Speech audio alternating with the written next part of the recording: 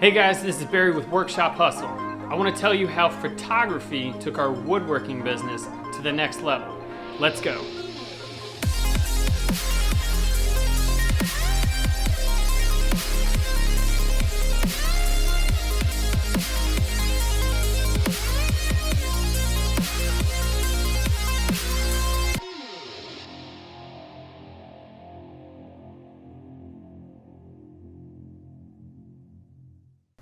All right, I want to give a special shout out to Brian with Black & Hue Photography. His family and his wedding pictures are absolutely amazing.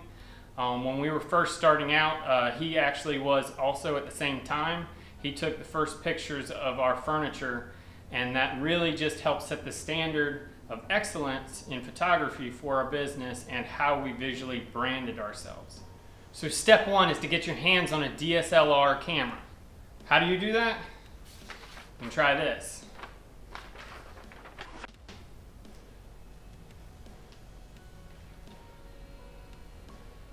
Okay, all joking aside, I get it. It's not that easy. But most of us already own one, and if not, you've got a family member or a friend that has one that you could probably borrow. This is a very important part of the process of making your woodworking stand above the rest. Step two, once you have your DSLR, go like this. Take the stock lens off and throw it away. Okay, don't throw it away, but just set it aside. What you need is a prime lens. What I have here is a 50mm prime lens with a 1.8 aperture. So it gives you that portrait mode that we're used to on our iPhones, of where it really blurs the background, but it keeps the subject in focus. So your DSLR does not have to be new. This one is actually 7 years old. It's only 14.2 megapixels, and it doesn't shoot in video. I'm actually shooting this on my iPhone XR. Okay, so step number 3 is to shoot in RAW. What does that mean?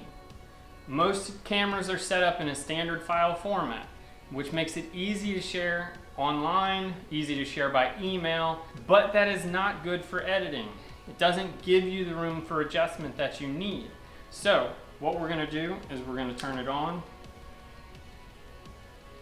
go into the menu, go to quality, change it from standard to raw. With this prime lens that you have on here now, it allows more light to come in because it's a bigger lens. And what that allows you to do is to keep the flash off, shoot in natural light, minimizing possible shadows. But when you're looking at the back of the camera after each shot, if it looks underexposed or overexposed, because you're shooting in RAW, you have that adjustment ability in the editing phase. Don't worry about what it's looking like on the back of the camera. You can always go back and change color settings, exposure, etc. Step number 4, location, location, location. Most of the time when we are shooting pictures of our furniture, we do not shoot it in the final destination. We try and find a spot that is cool, eclectic, outdoors usually. Because you've got this new prime lens, you want to be able to take advantage of the depth of field. Well, in a very small room, that's hard to do unless you're shooting very, very macro details of small parts of your furniture. But if you want to capture the whole piece, it's best to get it outside. We've taken pictures of our pieces up on bridges, in horse barns, out in the middle of fields, on farms, and I've even gotten permission to take pictures in cool historical buildings that are vacant, which just really gives that cool, eclectic background that we were looking for. These unique backgrounds allow us to be creative with our social media, but also bring attention to local parts of town. Number 5 is editing. Once you get through all of the prior steps, you want to be able to sit down and edit your photos professionally. We use Adobe Lightroom, and with Adobe Creative Cloud, for $9.99 a month, I get Lightroom and Photoshop. Now, I'm a woodworker. I am not a photographer, and there are many, many, many tutorials on YouTube about how to use Lightroom, and I will let those professionals teach you how to do that.